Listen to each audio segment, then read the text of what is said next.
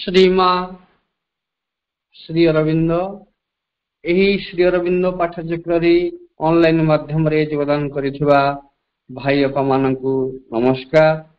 आज आलोच्य विषय golden day. Golden day यही प्रसंग रे आलोचना करबा निमंते कोरापुट जिला दामनजोड़ी विजय अपा सस्मिता मिश्र को मु अनुरोध करुछि। सस्मिता अपा तांकर वक्तव्य प्रदान करंतु। करुणामयी माँ परम प्रभु श्री अरविंद पाद पद्म मोर अनंत कोटि प्रणाम एवं ए श्री अरविंद पाठचक्र रे ऑनलाइन माध्यम रे योगदान करिथिबा एवं अंशग्रहण करथिबा समस्त दिव्य अभिप्सु अपा भाई माननकु प्रणाम। आसंता काली आमे माने पालन करबा को जाउछे हेई हिरणमय दिवस सुवर्ण दिवस द गोल्डन डे। से आज स्वतंत्र विषयटी द गोल्डन डे सुवर्ण दिवस विषय ही आमे जानिबा माँ और परम प्रभु कथार साधक मान अनुभूति भितर। तेबे 29 फेब्रुआरी 1956 मसीहा दिनटी जो दिनटी को कि आमे स्मरण करुछे प्रति फेब्रुआरी 29 रे जहाँकि 4 वर्ष रे थरे आछे। ताहा ही सुवर्ण दिवस, ताहा ही ए सुंदर दिव्य दिवसटी। माँ कहउछंदी द डिवाइन मदर सेज माने माँ सबु बेले एई कथा को कहि आछंती आमे जानी रखिबा मन रखिबा जे 29 February is the day of the Lord and to celebrate this day is an exceptional privilege for men। 29 February 29 February होछि से परम प्रभुंकर दिन एवं एई दिनटी को पालन करिबा होछि एई मानव जाति पाए एक असाधारण सुजोग। एमिति सुजोग आम पाई दिन आनी दिए। पुणी कहउछंदी जेतेबेले एई दिनटी आसी पहुंची जाइछि 1956 मसीहा फेब्रुआरी 29 तारिख सेदिन कौन कौन हेतिला आमे आगो को जानिबा। स्वयं माँ निजे वर्णना करिसेंती। ताहाके पाई से कहउछंती एई दिनटी जेबे आसीछि 1956 मसीहा ठारू ए न्यू वर्ल्ड इज born। माँ कहउछंती एक नूतन जगत जन्म ग्रहण करिछि। ताहा माँ कहउछंती ए नूतन जगतटी कौन। माँ कहउछंती but what has happened the really new thing is that a new world is born. It is not the old one transforming itself। अर्थात गोटे नूतन जगत जन्म ग्रहण करिछि बोली कहते। तार अर्थ या नुहे जे पुरातन जहा जगतटी थिला ताहा रूपांतरित हेछि ताहा नुहे। It is a new world which is born। एक नूतन जगत जन्म ग्रहण करिछि। And we are right in the midst of this period transition where the two are entangled, where the other still persists, all powerful and entirely dominating the ordinary consciousness, but where the new one is quietly sleeping in, still very modest, unnoticed to the extent that outwardly it doesn't disturb anything very much for the time being, and that in the consciousness of most people it is even altogether imperceptible, and it is working, growing until it is strong enough to assert itself visibly। नूतन जगत गोटे जन्म ग्रहण करिछि। पुरातन जगतटी रही दुईटी जाक भितर गोटे period of transition आमे तार से पर्यायटी रहीचु। नूतन जगतटी एठू ପୂର୍ଣ୍ଣ ଭାବରେ ଅପସରି ଯାଇନି। ଏଇଠି ଏବେ ବି ରହିଛି, ପୁରାତନ ଜଗତଟି ଏବେ ବି ରହିଛି, ଯାହାକି ଶକ୍ତିଶାଳୀ ହେଇକି ରହିଛି ଏବଂ ସମ୍ପୂର୍ଣ୍ଣ ଭାବରେ ସବୁ ଉପରେ ଅଧିକାର ସାବ୍ୟସ୍ତ କରିକିରି ସାଧାରଣ ଚେତନା ସ୍ତରରେ ରହିଛି। କିନ୍ତୁ ନୂତନ ଜଗତଟି ଯିଏ ଜନ୍ମ ଗ୍ରହଣ କରିଛି, ସିଏ ନୀରବରେ ପ୍ରବେଶ କରୁଛି। ଭାରି ମହତ୍ୱପୂର୍ଣ୍ଣ ଭାବରେ ସମସ୍ତଙ୍କ ଦୃଷ୍ଟିର ଅନ୍ତରାଳରେ ବାହ୍ୟ ଭାବରେ ଦୃଶ୍ୟମାନ ନ ହେଲା ଭଳି, କାହାକୁ କିଛି ବିଶୃଙ୍ଖଳିତ ନ କରି, କାହାକୁ କିଛି ଡିଷ୍ଟର୍ବ ନ କରି ସେ ସମୟ ଅନୁଯାୟୀ ପ୍ରବେଶ କରୁଛି। ପୁରାତନ ଜଗତ ଯଦିଓ ସବୁ କିଛିକୁ ଅଧିକାର କରିକି ଏବେ ବି ରହିଛି, ନୂତନ ଜଗତଟି ଏଇ ଯୋଉ ସୁବର୍ଣ୍ଣ ଦିବସ ଯୋଉ ଘଟଣାଟି ଘଟିଲା, ତାହାପରେ ଏ ନୂତନ ଜଗତ ଏଇଭଳି ଭାବରେ ଧୀରେ ଧୀରେ ଧୀରେ ଧୀରେ ସବୁ ଭିତରେ ଅନୁପ୍ରବେଶ କରୁଛି।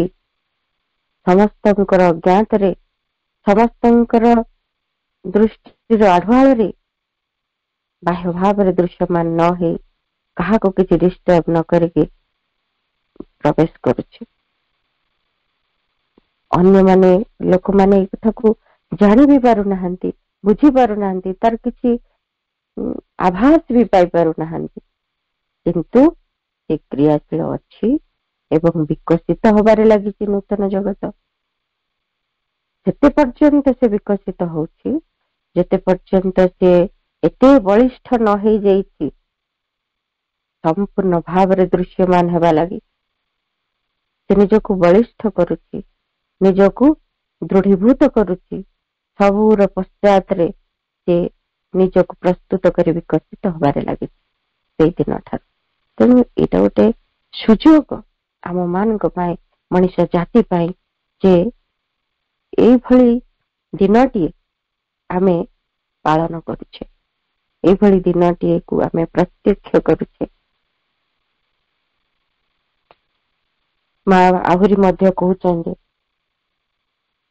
ୟାକୁ କହୁଛନ୍ତି ଏକ୍ସେପସନାଲ ଆୱାର, ଏକ ଅସାଧାରଣ ଘଡ଼ି ଆମ ଜୀବନରେ। People sleep, they forget, they take life easy, they forget all the time. ମଣିଷ ମାନେ ସବୁ ଭୁଲି ଯାଉଛନ୍ତି, ଜୀବନଟିକୁ ଭାରି ସହଜ ଭାବରେ ଗ୍ରହଣ କରି ନେଉଛନ୍ତି, ସବୁ କିଛି ଭୁଲି ଯାଉଛନ୍ତି, ସବୁ ସମୟରେ ଭୁଲି ଯାଉଛନ୍ତି। କଣ ଭୁଲି ଯାଉଛନ୍ତି? ଲକ୍ଷ୍ୟ କଣ? ଏଇ ସମୟଟି ଯେ କେତେ ଅସାଧାରଣ ମୁହୂର୍ତ୍ତ ଦେଇକି ଆମେ ଗତି କରୁଛେ, ସେଇ ଲକ୍ଷ୍ୟ ଆଡକୁ ଯିବା ଲାଗି ଏଇ ମୁହୂର୍ତ୍ତଟି ଏଇଥିପାଇଁ ଅସାଧାରଣ ଯେ ଆମ ପାଇଁ ଏହା ଅନେକ ବିପୁଳ ସୌଭାଗ୍ୟ ନେଇ ଆସିବ, ଆମ ପାଇଁ ଅମୂଲ୍ୟ ସୁଯୋଗ ଗୁଡିକ ଆଣିବ। ଏଇ ନୂତନ ଜଗତ ଯେତେବେଳେ ଜନ୍ମ ଲାଭ କରିଛି, ଏଇ ମୁହୂର୍ତ୍ତ ଭାରି ଅସାଧାରଣ। ସମସ୍ତଙ୍କର ଜୀବନରେ ଏଇ କଥା ଘଟି ନାହିଁ, ଆମରି ଜୀବନରେ ଏଇ ମୁହୂର୍ତ୍ତ ଆସି ପହଞ୍ଚିଛି। ମଣିଷ ଯଦି ଟିକେ ସଚେତନ ହୁଅନ୍ତା, ପୁରାତନ ସବୁ କିଛି ତା ଭିତରୁ ସେ ଝାଡି ଫିଙ୍ଗି ଦେଇ ପାରନ୍ତା ଏବଂ ଅଗ୍ରଗତି ଲାଗି ତୀବ୍ରତା ସେ ଧାରଣ କରିପାରନ୍ତା। ତେଣୁ ସବୁଠୁ ଗୁରୁତ୍ୱପୂର୍ଣ୍ଣ କଥା ହଉଛି, so the most important thing it seems is to remember this fact even when we doesn't have the tangible experience, to have the certainty of it and faith in it. ଆମେ ଯଦିଓ ତାର କୌଣସି ଦୃଶ୍ୟମାନ ଲକ୍ଷଣ ଦେଖୁନାହିଁ ବା ଆମେ ତାକୁ ବିଶ୍ୱାସ କରିପାରୁନାହିଁ, ଆପଣର ଅନୁଭୂତିରେ ବି ସେ କଥା ଆସିପାରୁନାହିଁ, ତାହା ଉପରେ ନିଶ୍ଚିତତା ରଖିବାକୁ ହବ, ତା ଉପରେ ବିଶ୍ୱାସ ରଖିବାକୁ ହବ, ତାହାକୁ ମନେ ରଖିବାକୁ ହବ। To remember always, to recall it constantly. ପ୍ରତି ମୁହୂର୍ତ୍ତରେ ଏଇ କଥାକୁ ମନେ ରଖିବାକୁ ହବ, ବାରମ୍ବାର ମନେ ପକେଇବାକୁ ହବ। ଏବଂ ଯେତେବେଳେ ଆମେ ଶୋଇବାକୁ ଯାଉଛୁ, ଯେତେବେଳେ ଯେକୌଣସି କାର୍ଯ୍ୟ କରିବାକୁ ଯାଉଛୁ, ସବୁବେଳେ ଏଇ କଥାଟିକୁ ଆମକୁ ଭୁଲିଗଲେ ହବ ନାହିଁ ଯେ ଏକ ନୂତନ ଜଗତ ଜନ୍ମ ଲାଭ କରିଛି ଏବଂ आमे से नूतन जगतर जन्म लाभ को साक्षी भली देखुछु। We are witnessing the birth of a new world. ए नूतन जगतर जन्म को आमे साक्ष्य प्रदान करुछु, देखि पारुछु। We can participate in it. We can become this new world. आमे एथर अंश ग्रहण करि पारिबु, आमे से नूतन जगतर अंश हेइ पारिबु। And truly, when one has such a marvelous opportunity, one should be ready to give up everything for its sake. तेणु माँ भी कहउछन्ती एति बड़ चमत्कार सुजोग, अभूतपूर्व सुजोग पाइला परे मनुष्यटी एमिति प्रस्तुत होइजिबा दरकार। एथिपाई से सब किछि छाड़ीदेव, सब किछि त्याग करदेव। एई भली गोटे दिव्य सुजोग को से पाइब, एई परि प्रस्तुत हवा दरकार मनुष्य। एई सुवर्ण दिवस पालन करिबार पूर्वरु आमे एई कथा को भूली गले हबो नाही। माँ एई सब कथा को बहुत गुरुत्व देई आम मानक पाई कहिसंती। मन रखी सेई अनुसार प्रस्तुत हवा सुवर्ण दिवसटी पाई। सब कथारे आमको मन रखिबाको हबो। माँ आहुरी भी गोटे सुंदर कथा कहउचंती, to celebrate the advent of a new world, the supramental world is a marvellous and exceptional privilege. कारण यहाँ परठारु ई सुवर्ण दिवस जेबे ठारु आमे पाली आसुछे से 1956 रु, ताहा परठारु आमा पाई एमिति गोटे नूतन जगतर आगमनी पाई सुजोग नहीं आसुची से अति मानस जगतर आगमनी पाई, जहाँ की आम पाई एक चमत्कार एवं असाधारण मुहूर्त सुजोग। से कथा प्रति मुहूर्त रे आम चेतना मध्य जाग्रत करी रखिबा को हबो। माँ से मुहूर्तर कथा कहउछन्ते जेतेबेले आमे जानिबा। माँ कहले जे जेतेबेले से अरविंद को प्रथम थर जेतेबेले तांगर देखा हला एवं तापरे थरे माँ कौन करछन्ती अरविंद सहित ध्यान करछन्ती एवं से डीप कंसंट्रेशन में अच्छन्ती। सब कथा गुड़िक सुपर माइंड लेवल रे अति मानस जगत रे किभଳି होउछि, किभଳି हबो भविष्य रे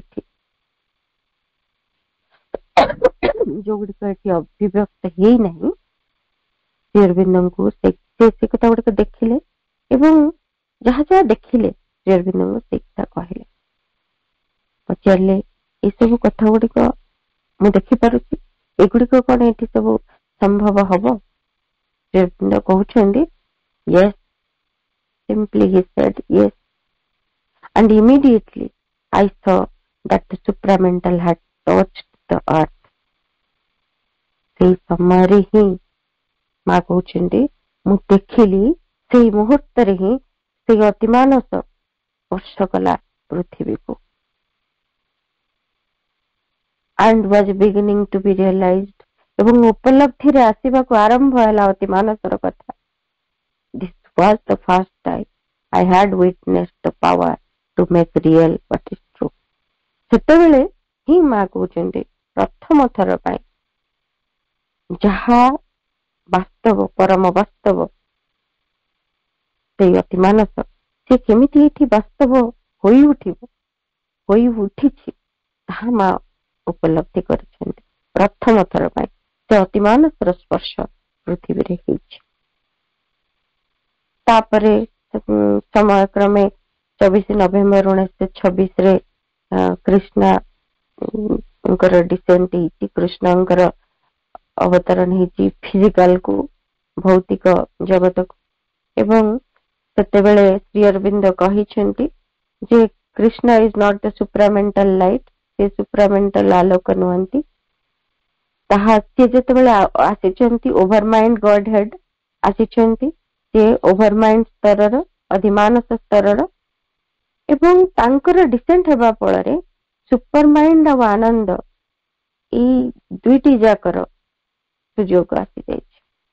Krishna is Anandamaya. He supports the evolution through the overmind, leading it towards the Ananda. ତାପରେ ସୁଯୋଗ ଆହୁରି ସୃଷ୍ଟି ହେଇଯାଇଛି ଯେ ସେଇ ଅତିମାନସ ଆନନ୍ଦମୟ ଅବତରଣ ସେତେବେଳେ ହବ। ତାହେଲେ ଏଇ ଯୋଉ ସୁପ୍ରାମେଣ୍ଟାଲ ଫୋର୍ସ ସିଏ କେମିତି ଆସିବ, କେମିତି ଆସିଲା? ଯେତେବେଳେ ଆମେ ଜାଣିଛେ ଶ୍ରୀ ଅରବିନ୍ଦ ତାଙ୍କ ଶରୀରରେ ପୁରା ଏକତ୍ର କଲେ ସେଇ ଅତିମାନସ ଶକ୍ତିକୁ ଧରାବତରଣ କରେଇଲେ ଏବଂ ସେ ଶରୀର ତ୍ୟାଗ କରିଛନ୍ତି। ସେଇ 5 ଡିସେମ୍ବର କଥା ଆମେ ଭଲ କି ଜାଣିଲେ 1950 ମସିହା। ଆଉ ସେ ଯେତେବେଳେ ବେଡରେ ଶୋଇ ରହିଥିଲେ, ତାଙ୍କର ଶରୀର ଶୋଇ ରହିଥିଲା, ସେତେବେଳେ ମା କହୁଛନ୍ତି I stood by his side and in a way altogether concrete with such a strong sensation as to make one think that it could be seen. All this supramental force which was in him passed from his body to mine. ତାଙ୍କ ଶରୀରକୁ ସେଇ ସ୍ୱର୍ଣ୍ଣିମ ନୀଳ ରଙ୍ଗର ଯୋଉ ଆଲୋକ, ହିରଣ୍ମୟ ଆଲୋକ, ସିଏ ପୁରାପୁରି ଘେରି ରହିଛି। ସେଇ ଆଲୋକ ଏମିତି ଘେରି ରହିଥିଲା ଏବଂ ତାଙ୍କ ଦେହରୁ ଧୀରେ ଧୀରେ ମାଙ୍କ ଶରୀରକୁ ପାସ୍ କଲା, ଆସି ପ୍ରବେଶ କଲା। ଏବଂ ମା କହୁଛନ୍ତି ସେଟା ଯେତେବେଳେ ଶରୀରରେ ମୋର ପ୍ରବେଶ କରୁଥିଲା ଅତିମାନସ ଆଲୋକ, ସେତେବେଳେ ମୁଁ ଜାଣିପାରୁଥିଲି ତାର ଘର୍ଷଣ। ସେ ମୋ ଭିତରେ ପ୍ରବେଶ କରୁଥିଲା ମୋ ଶରୀରରେ, ମୁଁ ସେତେବେଳେ ପୁରା ଅନୁଭବ କରୁଥିଲି ତାର ଘର୍ଷଣଟି। ଆଉ ତାହା ଅତି ଅସାଧାରଣ ଅନୁଭୂତି ଥିଲା। ବହୁତ ସମୟ ଧରିକି ଏଇ କଥା ମୋ ଶରୀର ମଧ୍ୟରେ ସଂଗଠିତ ହଉଥିଲା। ତାଙ୍କ ବେଡ୍ ସାଇଡରେ ମୁଁ ଛିଡା ହେଇଛି ଏବଂ ମୋ ଭିତରକୁ ପ୍ରବେଶ କରୁଛି। ଏଇଟା ଗୋଟେ ଏମିତି ପାର୍ଥିବ ଭାବରେ ଅନୁଭବ କରିପାରିଲା ଭଳି ସ୍ୱତନ୍ତ୍ର ଅସାଧାରଣ ଅନୁଭୂତିଟିଏ। ସେତେବେଳେ ଅତିମାନସ ଆଲୋକ ମାଙ୍କ ଭିତରେ ପ୍ରବେଶ କଲା। ତାପରେ ତା ପରଠାରୁ ମା ତାକୁ ତାଙ୍କ ଶରୀରରେ ଧାରଣ କରି ରହିଲେ ଏବଂ ମା ଭାବିଥିଲେ ଯେ ତାହାର ଯୋଉ ପୃଥିବୀରେ ତାକୁ ପ୍ରତିଷ୍ଠିତ କରାଇବା ଲାଗି ଏବଂ ସେଇଥିପାଇଁ ସେ ପୃଥିବୀକୁ ପ୍ରସ୍ତୁତ କରୁଥିଲେ। ନିଜ ଶରୀର ମଧ୍ୟରେ ତାକୁ ଧାରଣ କରିଛନ୍ତି ଏବଂ ପୃଥିବୀକୁ ପ୍ରସ୍ତୁତ କରିଛନ୍ତି। ଯେତେବେଳେ 24 ଏପ୍ରିଲ 1956 ରେ ମା ଭାବୁଥିଲେ ସେତେବେଳେ ହିଁ ସୁପ୍ରାମେଣ୍ଟାଲ ମ୍ୟାନିଫେଷ୍ଟେସନ ଟା ହବ। କାହିଁକି ନା ଏଇଠି ଲେଖାଟିଏ ଭିତରୁ ଆମେ ସେଇ କଥାକୁ ନିରୋଧ ବରଣଙ୍କର ମେମୋରେବଲ କଣ୍ଟାକ୍ଟ ୱିଥ ଦ ମଦର, ତାଙ୍କର ଲେଖାଟି ଭିତରୁ ସେ କହୁଛନ୍ତି the occasion was 24th April 1956. In 1955 the mother had spoken to me about the manifestation of the supermind which she was expecting would take place on 24th April 1956. But then it manifested on 29th February 1956. ମା expect କରୁଥିଲେ ଯେ ଆଶା ରଖିଥିଲେ 24 April 1956 ରେ ଏଠି ହବ, କିନ୍ତୁ ତାହା ହେଲା ଫେବୃଆରୀ 29, 1956 ମସିହା। ଟିକେ ପୂର୍ବରୁ ସେ କଥାଟି ସମ୍ଭବ ହେଇପାରିଲା। ପୃଥିବୀ ପ୍ରସ୍ତୁତ ହେଇପାରିଲା, ପୃଥିବୀ ଚେତନା, ଯାହା ଫଳରେ ଏଇ କଥାଟି ଟିକେ ସମୟ ଅବଧି ପୂର୍ବରୁ ମଧ୍ୟ ସମ୍ଭବ ହେଇପାରିଲା। ସେଇ ଘଟଣାଟି ମା କହୁଛନ୍ତି, ମାଙ୍କର ସୁନ୍ଦର ବର୍ଣ୍ଣନା ଆମେ ସମସ୍ତେ ତାହା ପଢିଛେ, ଜାଣିଛେ ମଧ୍ୟ। ମା ନିଜେ ତାକୁ ଭାଷାରେ ଲେଖିଛନ୍ତି during the common meditation on Wednesday, ଯୋଉଟା କି ପ୍ଲେଗ୍ରାଉଣ୍ଡ ରେ ହଉଥିଲା କମନ ମେଡିଟେସନ। ସେଇ ଇଭିନିଂ ରେ ମା କହୁଛନ୍ତି this evening the divine presence, concrete and material, was there present amongst you. ସମସ୍ତଙ୍କ ଭିତରେ, ସମସ୍ତଙ୍କ ଗହଣରେ ସେଇ ଦିବ୍ୟ ସାନ୍ନିଧ୍ୟ ଯାହାକି ବାସ୍ତବ ଏବଂ ସ୍ଥୂଳ ଭାବରେ ସେଇଠି ରହିଥିଲେ ଅତିମାନସର। ସେଇଠି ମା କହୁଛନ୍ତି I had a form of living gold. ମୋର ଶରୀର ସ୍ୱର୍ଣ୍ଣମୟ ହେଇଥିଲା, bigger than the universe, ଏଇ ବିଶ୍ୱ ଠାରୁ ବିଶାଳତର ଶରୀର, and I was facing a huge massive golden door, ଏବଂ ମୋ ସମ୍ମୁଖରେ ଗୋଟେ ବିଶାଳ ପ୍ରକାଣ୍ଡ ଘନ ଗୋଟିଏ ସୁବର୍ଣ୍ଣ ଦ୍ୱାର ରହିଥିଲା, ଦୃଢ ଦ୍ୱାରଟିଏ, which separated the world from the divine, ଯୋଉଟା କି ଜଗତ କୁ ଭଗବାନଙ୍କ ଠାରୁ ଅଲଗା କରିକି ରଖିଥିଲା। ଏମିତି ଗୋଟେ ଦ୍ୱାର ସେଠି ପ୍ରକାଣ୍ଡ ଭାବରେ ରହିଥିଲା। As I looked at the door, I knew and willed in a single moment of consciousness, ମୁଁ ଯେମିତି ଦ୍ୱାରଟିକୁ ଦେଖିଲି, ମା କହୁଛନ୍ତି, ମୁଁ ଜାଣିପାରିଲି ଏବଂ ମୁଁ ଇଚ୍ଛା କଲି, ମୋ ଭିତରେ ସଂକଳ୍ପ କଲି, ଗୋଟେ ମୁହୂର୍ତ୍ତରେ ମୋ ଚେତନା ଭିତରେ ସଂକଳ୍ପ କଲି ଯେ that the time has come, ବର୍ତ୍ତମାନ ସମୟ ଆସି ଯାଇଛି। And lifting with both hands a mighty golden hammer, I struck one blow, ମୁଁ ମୋର ଦୁଇ ହାତରେ ମୁଁ ଗୋଟେ ଶକ୍ତିଶାଳୀ ସୁବର୍ଣ୍ଣ ହାତୁଡି ଉଠେଇ ଧରିଲି ଏବଂ ଏକ ଭୀଷଣ ପ୍ରହାର କଲି। ଗୋଟେ ସିଙ୍ଗଲ ପ୍ରହାର, ଗୋଟିଏ ହିଁ ପ୍ରହାରରେ, ସେ ଦ୍ୱାରରେ ଯେତେବେଳେ ଗୋଟିଏ ହିଁ ପ୍ରହାର କରିଛି, the door was shattered to pieces, ଚୂର୍ଣ୍ଣ ବିଚୂର୍ଣ୍ଣ ହେଇଗଲା, ଖଣ୍ଡ ଖଣ୍ଡ ହେଇଗଲା ସେ ଦ୍ୱାରଟି। Then the supramental light and force and consciousness rushed down upon earth in an uninterrupted flow, ଏବଂ ତାପରେ supramental ଅତିମାନସ, ଆଲୋକ, ଶକ୍ତି ଏବଂ ଚେତନା, ତିନୋଟି ଯାକ, ଅତିମାନସ ଜ୍ୟୋତି, ଅତିମାନସ ଶକ୍ତି, ଅତିମାନସ ଚେତନା, ସବୁ କିଛି, ଏମିତି ନୁହେଁ ଯେ କେବଳ ଅତିମାନସ ଚେତନା ଆସିଲା ବା ଅତିମାନସ ଶକ୍ତିଟି ଆସିଲା ବା ଅତିମାନସ ଜ୍ୟୋତିଟି ଆସିଲା, କାରଣ ଏଇ ଭିତରେ ପାର୍ଥକ୍ୟ ରହିଛି। ସବୁ କିଛି ଏକଦମ ସମଗ୍ର ଭାବରେ ଆସିଛି, ଅର୍ଥାତ୍ ଅତିମାନସ ଶକ୍ତି, ଜ୍ୟୋତି, ଚେତନା ସବୁ କିଛି ସ୍ୱତନ୍ତ୍ର ପ୍ରବାହ ସେଇ ସମୟରେ ପୃଥିବୀ ଉପରକୁ ହେଲା। ଏମିତି ହେଲା ଯେ ତାହା ପୁଣି ନିରବଚ୍ଛିନ୍ନ ଧାରାରେ ପ୍ରବାହିତ ହେବାକୁ ଲାଗିଲା। ମା କହୁଛନ୍ତି, ଯାହା ସେଦିନ ଘଟିଲା, ମଦର ଇଣ୍ଡିଆରେ ଗୋଟେ ଲେଖାଟିଏ ବାହାରିଥିଲା, ସେଥିରେ ଲେଖୁଛନ୍ତି ମା ଯେ what happened on February 29, 1956 is not so much a vision or an experience as something done। ଏଇଟା ଗୋଟେ ସୂକ୍ଷ୍ମ ଦର୍ଶନ ନୁହଁ କି ଗୋଟେ ଅନୁଭୂତି ନୁହେଁ, ଏଇଟା ସନ୍ଧ୍ୟା ଧ୍ୟାନ ସମୟରେ ପ୍ଲେଗ୍ରାଉଣ୍ଡରେ ସୁପର ମାଇଣ୍ଡ ପର୍ଯ୍ୟନ୍ତ ମୁଁ ଯାଇଛି ଏବଂ ସେଇଠି ଦେଖିଛି ଯେ ବର୍ତ୍ତମାନ ଏଇ କାର୍ଯ୍ୟଟି ହେଇପାରିବ, ସମୟ ଆସିଯାଇଛି। ସେଇଠି ମୋ ଭିତରେ ଏଇ ସଂକଳ୍ପ ହେଇଛି ଯେ the time has come, ସମୟ ଆସିଯାଇଛି। ଏବଂ ସେଇ ସମୟରେ ମା କହୁଛନ୍ତି ଭାରି ଇଣ୍ଟରେଷ୍ଟିଂ କଥାଟିଏ ଯେ I found myself in front of the massive door on whose other side was the world। ସେଇ ଯୋଉ ପ୍ରକାଣ୍ଡ ସୁବର୍ଣ୍ଣ ଦୁଆରଟି ପାଖରେ ମା ତା ସମ୍ମୁଖରେ ଦେଖୁଛନ୍ତି ଏବଂ ତା ଆରପଟେ ଜଗତଟି ରହିଛି, ଜଗତ ଏବଂ ଡିଭାଇନ କୁ ଅଲଗା କରିଛି ଏଇ ଦ୍ୱାରଟି। ସେଇଠି were heard by me in English and not in French। ଏଇ ଯୋଉ କଥାଟା ସେ ଶୁଣିଲେ ଯେ the time has come, ଗୋଟେ will ତାଙ୍କ ଭିତରେ ଆସିଲା, ଯୋଉଟା କି ଏକ୍ସପ୍ରେସ ହେଲା, ନିଜକୁ ନିଜେ ପ୍ରକାଶିତ ହେଲା, ଅଭିବ୍ୟକ୍ତ ହେଲା ସେଇ କଥାଟି ଯେ ସମୟଟି ଆସିଗଲା। ଆଉ ସେଇ ସମୟରେ ମୁଁ ଏଇ କଥା ଜାଣି ବି ପାରିଲି ଏବଂ ମୋ ଭିତରେ ସେଇ ସଂକଳ୍ପ ଜାଗ୍ରତ ହେଇଗଲା। ଏକା ସାଙ୍ଗରେ ଏଇ କଥାଟି ହେଇଛି, ମାନେ ମା ନିଜେ ସେଟାକୁ ଭାବି ନାହାନ୍ତି, ମା ନିଜେ ସେଇ କଥାଟିକୁ ଶୁଣି ନାହାନ୍ତି, ସେଇଠି ଏମିତି ଅଭିବ୍ୟକ୍ତ ହେଲା ଶବ୍ଦଟି ଯେ ମା କହୁଛନ୍ତି ମୁଁ ସେଟାକୁ ଇଂଲିଶରେ ମୁଁ ଶୁଣିଲି, ସେ କଥାଟି ଫ୍ରେଞ୍ଚରେ ଶୁଣିନି। ଆଉ it was as if Shri Aurobindo had spoken them, ସତେ ଯେମିତି ଶ୍ରୀ ଅରବିନ୍ଦ ସେଇ କଥା କହିଲେ, ମୁଁ ସେଇଭଳି ହିଁ ଶୁଣିଲି, ଇଂଲିଶରେ ଶୁଣିଲି, ଫ୍ରେଞ୍ଚରେ ନୁହେଁ।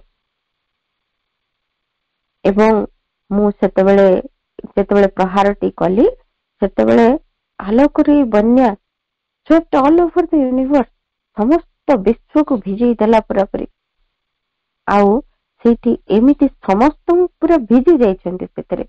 ଆଉ ମତେ ଲାଗିଲା ଯେ ଯୋଉମାନେ ପ୍ଲେଗ୍ରାଉଣ୍ଡ ରେ ବସିଛନ୍ତି ସମସ୍ତେ ପୁରା ଏମିତି ଫ୍ଲାଟ ହେଇଯାଇଥିବେ, ଭାସି ଯାଇଥିବେ ପୁରା, ଏତେ ପ୍ଲାବନ ତାର, ଏଭଳି ପ୍ଲାବନ ହେଲା ସେଦିନ।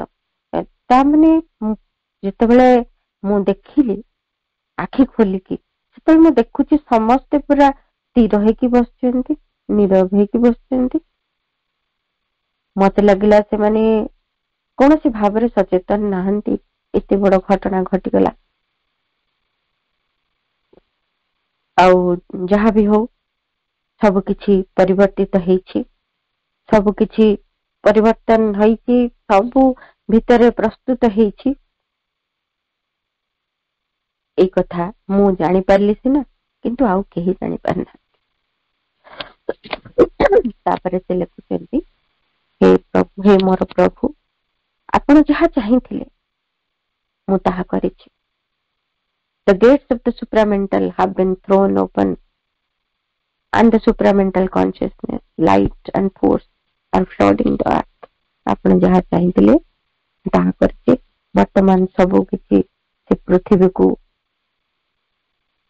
ଭିଜେଇ ଦେଇଛି। ସବୁ କିଛି, all was gold, gold and gold. A torrent of golden light pouring down in an uninterrupted flow and bringing it with it the consciousness that the path of the gods is a sunlit path in which difficulties lose all reality. ସୁନ୍ଦର କଥା। ମାଙ୍କର ଗୋଟିଏ ଶବ୍ଦ ମଧ୍ୟ ଆମେ miss କରିବାଟି ଯଥାର୍ଥ ହବନି ଭଳି ଲାଗେ। ମା ଲେଖିଛନ୍ତି ସେତେବେଳେ ସବୁ କିଛି ସ୍ୱର୍ଣ୍ଣିମ, ସବୁ କିଛି ସୁବର୍ଣ୍ଣ ହିରଣ୍ମୟ ଲାଗୁଛି। ସତେ ଯେମିତି ଏମିତି ବନ୍ୟା ହେଇଯାଇଛି ସେଇ ସୁବର୍ଣ୍ଣ ଆଲୋକର, ଯାହାକି ନେଇ ଆସିଛି ଏ ପୃଥିବୀ ପାଇଁ ଏମିତି ଦିବ୍ୟ ଚେତନା, ଏବଂ ତାହା ପ୍ରକାଶ କରୁଛି ଯେ ଭଗବତ ପଥଟି, ଦିବ୍ୟ ଭାଗବତ ପଥଟି ହଉଛି ସଲିଡ୍ ପାଥ, ସୌରଦୀପ୍ତ ପଥ, ହିରଣ୍ମୟ ପଥ, ଯୋଉଥିରେ କି ସମସ୍ତ ଅସୁବିଧା ତାଙ୍କର ଅସ୍ତିତ୍ୱ ହରେଇ ଦିଅନ୍ତି। କୌଣସି ଅସୁବିଧା ସେଠି ନଥାଏ। ଭାରି ସୁନ୍ଦର ଅନୁଭୂତି ଗୁଡିଏ ତାପରେ ସାଧକ ମାନଙ୍କର ଆମେ ଦେଖିବା।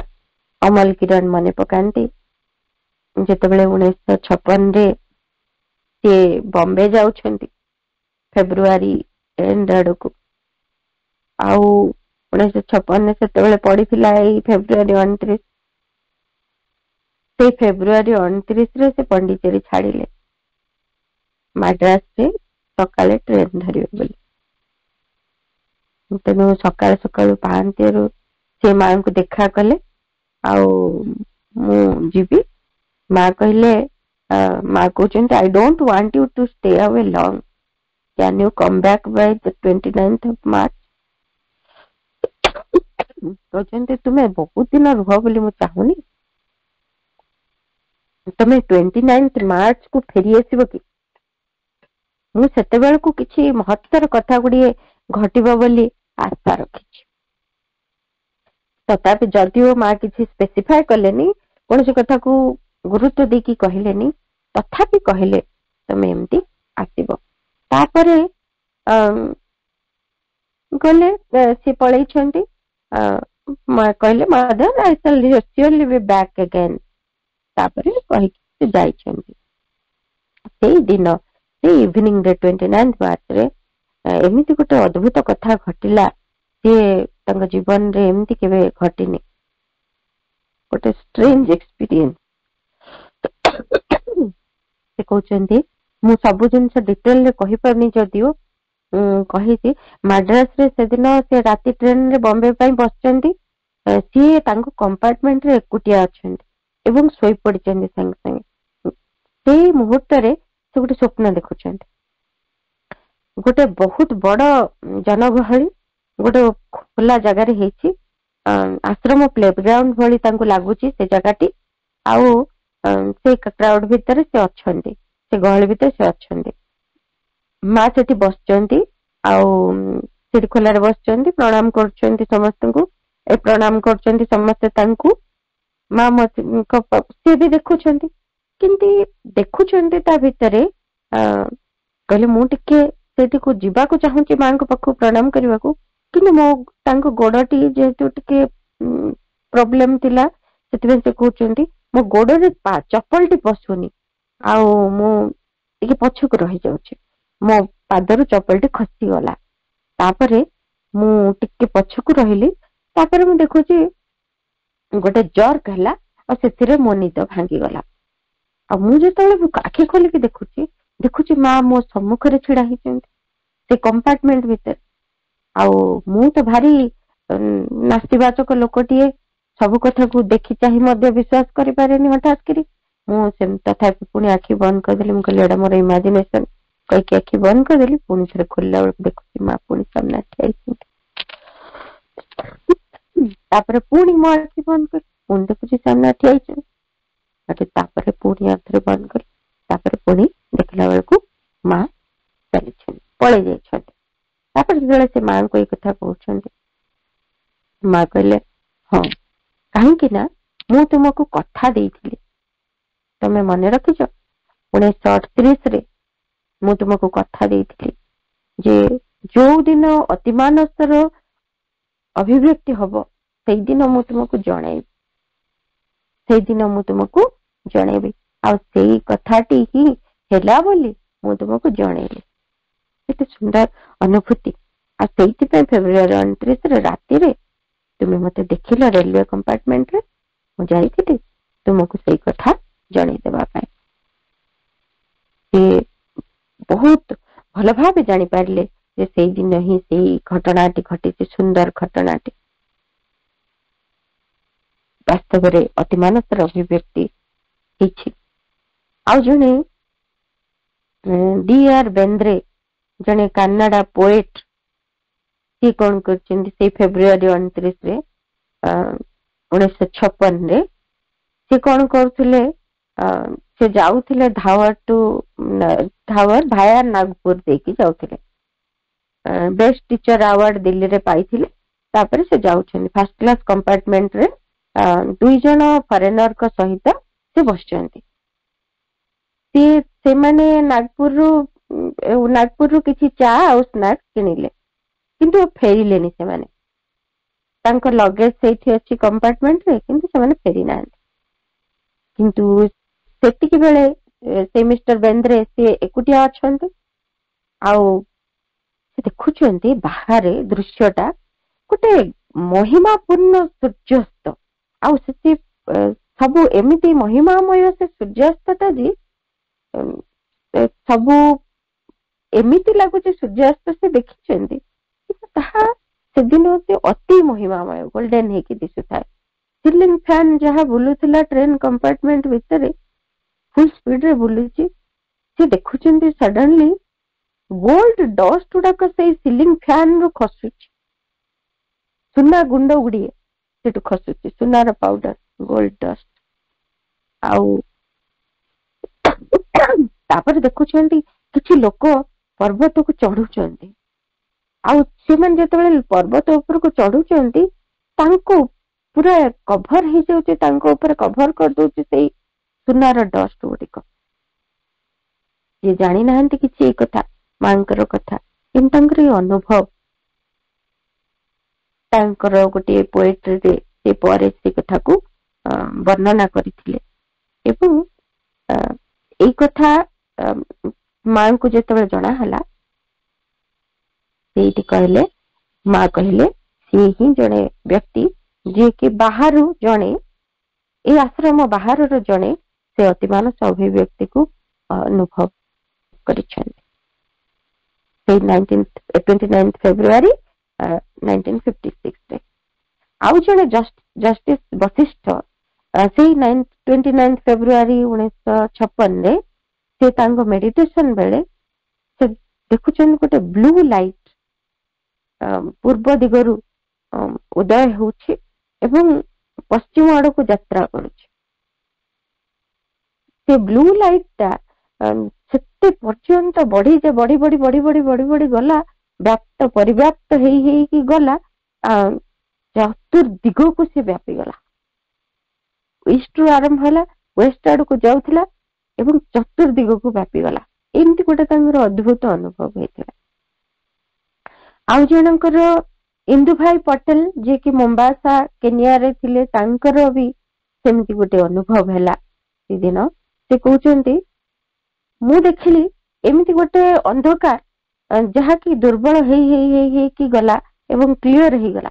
ଅନ୍ଧକାରଟା କ୍ଲିୟର ହେଇ ହେଇ ହେଇକି ଗଲା।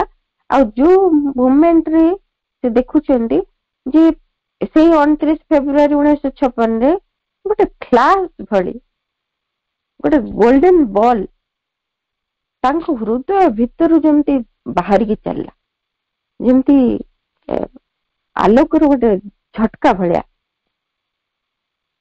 ତାଙ୍କ ହୃଦୟ ଭିତରୁ ଗୋଟେ ସୁବର୍ଣ୍ଣ ରଙ୍ଗର ବଲ୍ ଟେ ବାହାରିକି ଚାଲିଲା। ଆଉ ଟିକେ ସାଉଣ୍ଡ ହେଲା, ଆଉ ତାଙ୍କର ଆଖି ସେ ସେଥିରେ ଫୋକସ କରିବା ଭିତରେ ସେ ଏତେ ବଢି ବଢି ଗଲା, ସେ ବଲର ସାଇଜ ଟା ଯେ ଏତେ ୱାଇଡେନ୍ ହେଇଗଲା, ଆଉ ସେ ପୁରାପୁରି ଏରିଆ ଟାକୁ ଗୋଲ୍ଡେନ କରିଦେଲା। ଆଉ ଗୋଟେ ସେକେଣ୍ଡରେ କଥା ହେଇଗଲା, ତରଙ୍ଗର ସବୁ ଗୋଲ୍ଡେନ ର ଖେଳିଗଲା ଚାରିଆଡେ। ଆଉ ସବୁ ଡାର୍କନେସ୍ ଯାହା ଥିଲା ସବୁ କୁଆଡେ ମିଳେଇଗଲା। ସବୁ ଡାର୍କନେସ୍ କୁ ସିଏ ଗ୍ରାସ କରିଦେଲା ପୁରା। ଡିଭୋର୍ଡ, darkness was being devoured କହୁଛନ୍ତି। ଏଇଭଳି ଭାବରେ ତାଙ୍କର ଅନୁଭୂତି ହେଲା। ତାପରେ ଆଉ ଥରେ ସେ ଦେଖୁଛନ୍ତି ସନ୍ଧ୍ୟା 5:30 ପରେ, ଇଣ୍ଡିଆନ ଟାଇମ ଯୋଉଟା 8ଟା PM ହବ, କେନିଆରେ ସନ୍ଧ୍ୟା 5:30 ପରେ ସେ ଦେଖିଲେ ଯେ whole sky filled with whitish golden clouds. ସମଗ୍ର ଆକାଶ ହ୍ୱାଇଟିଶ ଗୋଲ୍ଡେନ କ୍ଲାଉଡ୍ସ, ଗୋଟେ ଶ୍ଵେତ ସୁବର୍ଣ୍ଣ ମେଘମାଳା ଦ୍ଵାରା କଭର ହେଇଯାଇଛି। ସତେ ଯେମିତି ସେଗୁଡିକ ପୃଥିବୀ ଆଡକୁ ନଇଁ ଆସୁଛନ୍ତି। ମୁଁ ସେଗୁଡିକ ଚାହିଁ ରହିଛି ବୋଲି ସେ କହୁଛନ୍ତି। ବୁଝିବାକୁ ଚେଷ୍ଟା କରୁଛି ଏ ଦୃଶ୍ୟଟି କଣ ହେଇପାରେ, ଏତେ ଅଦ୍ଭୁତ ଦୃଶ୍ୟ ଇଏ କଣ ହେଇପାରେ। ତାପରେ ସେ ଅନୁଭବ କଲେ ଯେ ଏଇଟା କିଛି ଗୋଟେ ଅତି ଭୌତିକ କଥା ଘଟୁଛି, ମୁଁ ଜାଣିପାରୁନି ଏଇଟା କଣ ବୋଲି। କିନ୍ତୁ ତାଙ୍କ ହୃଦୟରୁ ଗୋଟେ ପ୍ରାର୍ଥନା ଉଚ୍ଚାରିତ ହେଲା, ଯାହା ବି ଏଇଟା ହେଇଥାଉ ପଛକେ ଏଇ ଭିତରେ ମତେ ଏବଂ ମୋର ସନ୍ତାନ ମାନଙ୍କୁ ସମସ୍ତଙ୍କୁ ଟିକେ ଆପଣଙ୍କର ସହାୟତା ଦିଅ ପ୍ରଭୁ। ଆଉ ଏଇ ପ୍ରେୟାରଟି କରିକି ସେ ଯେତେବେଳେ ଉପରକୁ ଚାହୁଁଛନ୍ତି, ସେଇ ଶ୍ଵେତ ସୁବର୍ଣ୍ଣ ମେଘମାଳା ଗୁଡିକ ତଳକୁ ସବୁ ଅବତରି ଆସୁଛନ୍ତି, ପୃଥିବୀକୁ ଅବତରି ଆସୁଛନ୍ତି। ସବୁ ଗୁଡିକ ପୃଥିବୀ ଆଡକୁ ଆସିଲେ। ଏତେ ସୁନ୍ଦର ଅନୁଭୂତି ଗୁଡିକ ସମସ୍ତଙ୍କର ହେଇଛି। ଏଇ ଯେତେବେଳେ ଅତିମାନସର ଅନୁଭୂତି ହେଇଛି, ବାସ୍ତବରେ ଯୋଉମାନେ ମା କହୁଛନ୍ତି ଏଇ ଅତିମାନସର ଅନୁଭୂତି ହବା ଏମିତି କିଛି ଅସୁବିଧା ନଥାଏ ଆମ ମାନଙ୍କ ପକ୍ଷରେ। ଆମ ଚେତନା ଯଦି ବିକଶିତ ହୁଏ, ବାସ୍ତବରେ ଏଇ supermind is already realise somewhere in a domain of the subtle physical. ସୂକ୍ଷ୍ମ ଭୌତିକ ସ୍ତରରେ ଏଇ ସୁପରମାଇଣ୍ଡ ଅନୁଭବ କରାଯାଉଛି, ଅନୁଭବ କରିହବ, ଏଇ ଅତିମାନସକୁ ଅନୁଭବ କରିହବ। It already exists there, visible, concrete and express itself in forms and activities.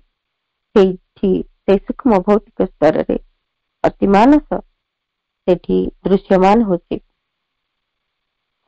ବାସ୍ତବ ହେଇକି ରହିଛି ଏବଂ ନିଜକୁ ଅଭିବ୍ୟକ୍ତ କରୁଛି, ରୂପରେ ଅଭିବ୍ୟକ୍ତ କରୁଛି, କର୍ମରେ ଅଭିବ୍ୟକ୍ତ କରୁଛି। ଜଣେ ଯଦି ଟିକେ ନିଜ ଚେତନାର ବିକାଶ କରିବ, ସେଇ ସୂକ୍ଷ୍ମ ଭୌତିକ ସ୍ତରରେ ଏଇ କଥାକୁ ଅନୁଭବ କରିପାରିବ। ତେଣୁ ଜଣେ ଯିଏ ନିଜ ସ୍ୱପ୍ନ ବିଷୟରେ ବି ସଚେତନ ହବ, ଏହି ଜଗତ ସହିତ ବି ସମ୍ପର୍କ ସ୍ଥାପନ କରିପାରିବ, ଏ ସୂକ୍ଷ୍ମ ଭୌତିକ ଜଗତ ସହିତ, ଏବଂ ସେଇଠି ଯାଇ ମଧ୍ୟ ଏଇ କଥା, ଏ ଅତିମାନସକୁ ଭେଟି ବି ପାରିବ। ସେ କିଭଳି ଭାବରେ ଜଣେ ନିଜ ସାମର୍ଥ୍ୟର ବିକାଶ କରିପାରିବ, ଅତିମାନସ ଜଗତକୁ ଭେଟି ପାରିବ। ସେଇଥିପାଇଁ ମା କହିଛନ୍ତି ଟିକେ ନିଜକୁ ଆମେ ପ୍ରସ୍ତୁତ କରିବା। ଏତେ ବିଶାଳ ଘଟଣା ଘଟିଛି। ଦ୍ୟୁମନ ବି ସେଦିନ କହୁଛନ୍ତି, ଯେତେବେଳେ ଆମେ ଏଇ ଦିନଟି ଘଟିଛି ଆଶ୍ରମରେ 1956 ମସିହାରେ, ତାପରେ ଯେତେବେଳେ 1960 4 ବର୍ଷ ପରେ ପୁଣି ଫେବୃଆରୀ 29 ଆସିଲା, ଦ୍ୟୁମନ ଦା କହୁଛନ୍ତି ମା ଏତେ ବଡ ଦିନଟା ଏତେ ଘଟିଗଲା, ଆମେ ତ କିଛି ଜାଣିପାରିନୁ। ତାହେଲେ ଆମେ କେମିତି ଏଟାକୁ ସେଲିବ୍ରେଟ କରିବୁ, କେମିତି ପାଳନ କରିବୁ, ଗୋଲ୍ଡେନ ଡେ କୁ ଆମେ କେମିତି ପାଳନ କରିବୁ ଏବଂ କେମିତି କରିବା କଥା। ପଚାରିଲେ ମାଙ୍କୁ, ମା କହିଲେ ପଚାରିଲେ, ହଁ ସିଏ ଆହୁରି ମାଙ୍କୁ କହୁଛନ୍ତି, sweet mother can we create a golden atmosphere in the ashram on 29 February 1960? ଆମେ ଏ ଆଶ୍ରମରେ ଗୋଟେ ସ୍ୱର୍ଣ୍ଣିମ ପରିବେଶ ତିଆରି କରିପାରିବୁ କି? ତାର ଫାର୍ଷ୍ଟ ଆନିଭର୍ସରୀ ଆମେ ସେଲିବ୍ରେଟ କରିପାରିବୁ ଏଇଭଳି? କାହିଁକି ନା ଗୋଲ୍ଡେନ ଲାଇଟ ଏଠିକୁ ଆସିଛି, ଆପଣ କହିଛନ୍ତି, ଆଉ ମୋ ଭିତରେ ଗୋଟେ ପ୍ଲାନ ଆସିଛି ଯେ ସବୁ କିଛି ଆର୍ଟିଷ୍ଟିକ ୱେରେ ଆମେ ଏଠି ସବୁ ଗୋଲ୍ଡେନ କିଛି କରିକି ସଜାଡିବୁ।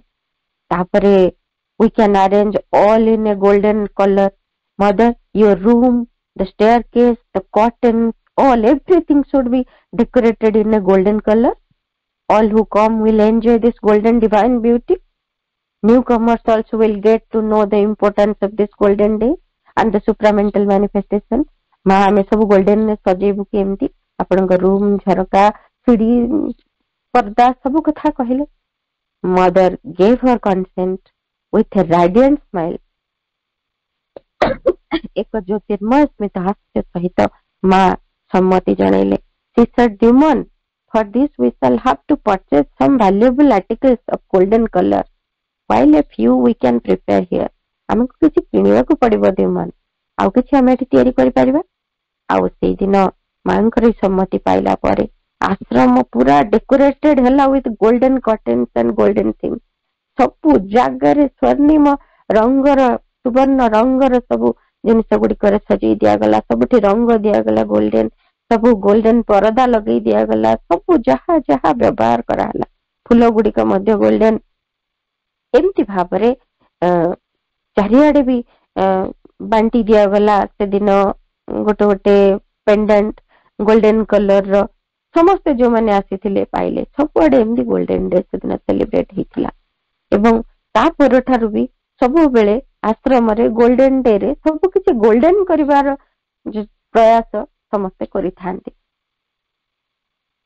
ସେଇ ଗୋଲ୍ଡେନ ଡେ କଥା ମା ମନେ ପକାଉଛନ୍ତି। ଯେତେବେଳେ 29 ଫେବୃଆରୀ ହେଇଥିଲେ ସେତେବେଳେ ଗ୍ରାଣ୍ଡ ଫାଷ୍ଟ ସେଲିବ୍ରେସନ ହେଇଥିଲା 1960 ରେ। ସେଇ କଥା କହୁଛନ୍ତି ଜଣେ former student Shri Aurobindo international centre of education ପଣ୍ଡିଚେରୀର, ସେ କହୁଛନ୍ତି ଆମେ ଏମିତି ସୁନ୍ଦର ସେଦିନ ଅନୁଭବ କରୁଥିଲୁ, ଆମେ ସବୁ ଗୋଲ୍ଡେନ କଲର ର ଫ୍ରକ୍ ଦିଆଯାଇଥିଲା ଆମେ ପିନ୍ଧିଥିଲୁ, ଆଉ ମେଡିଟେସନ ହଲ କୁ ସଜା ହେଇଥିଲା ଗୋଲ୍ଡେନ କଲର ରେ। ମା ଉପରୁ ତଳକୁ ଆସିଲେ ଆଉ ସବୁ କିଛି ଡିଷ୍ଟ୍ରିବ୍ୟୁଟ କଲେ ସମସ୍ତଙ୍କୁ। ଆମେ ସବୁ ଲାଇନ ରେ ଠିଆ ହେଇଛୁ ଆଲଫାବେଟିକାଲ ଅର୍ଡର ରେ, ଆଉ ଏମିତି ସ୍ମଲ, ମିଡିୟମ, ବିଗ ଏମିତି 3 କ୍ୟାଟେଗୋରୀରେ ଠିଆ ହେଇଛୁ ଗ୍ରୁପ। ସମସ୍ତେ ଆମେ ଗୋଲ୍ଡେନ ଫ୍ରକ୍ ପିନ୍ଧିଛୁ, ସମସ୍ତେ ଗୋଲ୍ଡେନ ଡ୍ରେସ ପିନ୍ଧିଛନ୍ତି, ଆଉ ମାଙ୍କ ଠାରୁ ସମସ୍ତେ ଆମେ କିଛି ଉପହାର ଆଣିଲୁ, ଆଉ ଆଶ୍ରମ ପୁରା ଗୋଲ୍ଡେନ ଦିଶୁଥିଲା। ସମସ୍ତେ ଏଲ୍ଡର ସାଧିକା ମାନେ ବି ସମସ୍ତେ ଗୋଲ୍ଡେନ ଶାଢୀ ପିନ୍ଧିଥିଲେ, ଏଇଭଳି ଭାବରେ ସବୁ ସଜା ହେଇଥିଲା। ଆଉ ତାପରେ ବହୁତ ସୁନ୍ଦର କଥା ମା କହିଛନ୍ତି। ସେଇ ଯୋଉ 1967 ମସିହାରେ ଆଉ ଗୋଟେ ଗୁରୁତ୍ୱପୂର୍ଣ୍ଣ କଥା ମା କହିଲେ, ଯେତେବେଳେ ଅତିମାନସ ଅବତରଣ ହେଇସାରିଛି ଏବଂ ପୃଥିବୀ ପୃଷ୍ଠରେ ତାହା ପ୍ରତିଷ୍ଠିତ ହେଇସାରିଛି, ମା କହୁଛନ୍ତି ମୋର ଗୋଟେ ସୁନ୍ଦର ଅନୁଭବ ହେଲା ସେଇ 15 ଅଗଷ୍ଟ 1967 ରେ।